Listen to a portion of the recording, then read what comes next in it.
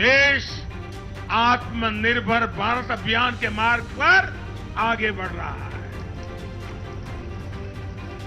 इस भावना को इस बार के बजट से और ऊर्जा मिली है और मैं मानता हूं कि दुनिया भर में बने निर्माण हुए इस विपरीत वातावरण में, उथल पुथल से भरे माहौल में, अनिश्चितता से भरे माहौल में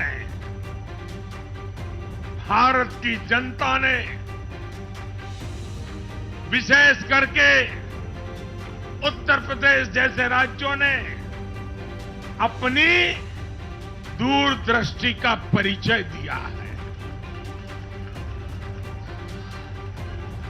भारत के मतदाताओं ने जिस तरह इन चुनावों में स्थिर सरकारों के लिए वोट दिया, वो इस बात का प्रतिबिंब है कि लोकतंत्र भारतीयों की रगों में है।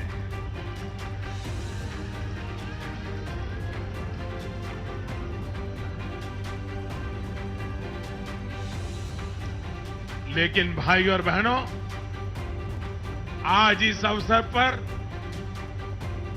मैं देश के सामने अपनी कुछ चिंताएं भी रखना चाहता हूं। देश का नागरिक तो बहुत जिम्मेदारी के साथ देश के हित में अपना काम कर रहा है। जब भी उसको अवसर मिलता है, वो जिम्मेदारी के साथ पेश आता है। देश का सामान्य नागरिक राष्ट्र निर्माण में जुटा है, लेकिन हमारे यहां कुछ लोग लगातार राजनीति का स्तर गिराते जा रहे हैं। कोरोना के इस समय में भी हमने देखा है कि इन लोगों ने देशवासियों को गुमराह करने की लगातार कोशिश की।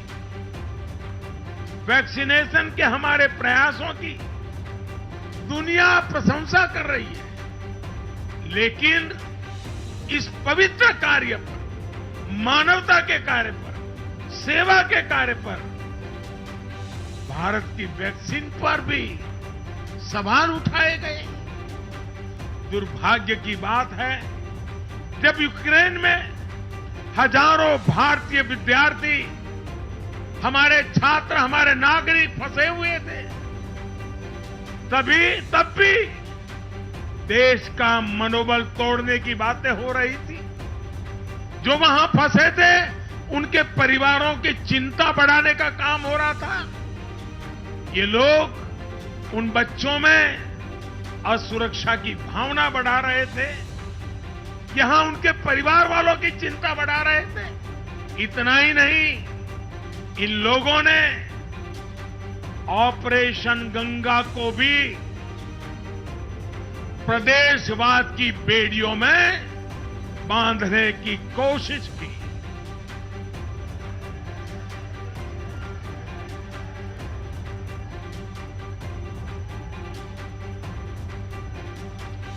हर योजना को, हर कार्य को क्षेत्रवाद, प्रदेशवाद, जातिवाद, संप्रदायवाद का रंग देने का प्रयास